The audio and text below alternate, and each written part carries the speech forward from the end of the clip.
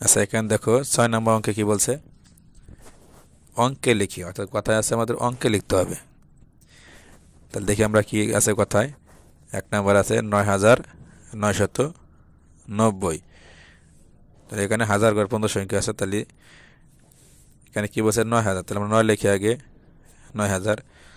কত বলছে 900, তাহলে আবার 9 লিখি 900। কত বলছে 90, 90 কত হয় 990, আবার 9 লিখে 0 দিই। তাহলে কত হলো 9,990।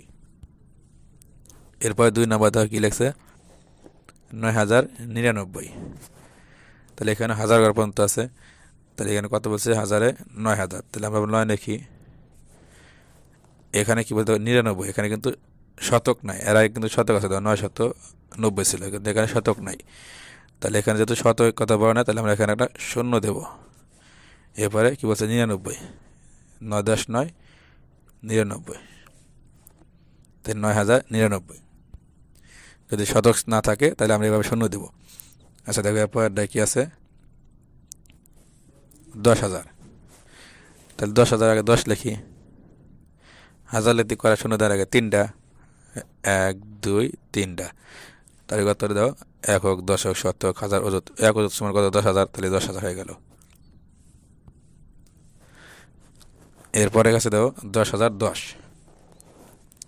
তাহলে এটা আমরা কীভাবে লিখবো, যেহেতু 10,000 বলছে তো 10 লিখি আগে। এরপরে দেখো 10 বলছে, এখানে কিন্তু শতক নাই উল্লেখ, তাই শতক না থাকলে আমরা কী করবো, একটা শূন্য দিয়ে নেব। এরপরে কি বলছে 10, 10 কত 1 0 10, তাহলে 1 0 10, 10,010। এরপরে দেখো 13,532। তাহলে এখানে আমরা কীভাবে লিখবো, হাজার কত আছে 13,000, তাহলে 13 আগে লিখি। এখানে তো শত ঘরে সংখ্যা আছে 500 বলছে, তাহলে 5 আমরা আগে লিখি। 13,532, 32 কত হয় 3 10 2 32, 32 লিখি। কত হলো 13,532। এরপর দেখো 26,837। তাহলে হাজারের ঘরে কত আছে 26, তাহলে আমরা 26 আগে লিখি। 26,000 কত বলছে শতক 800, তাহলে 8 লিখি।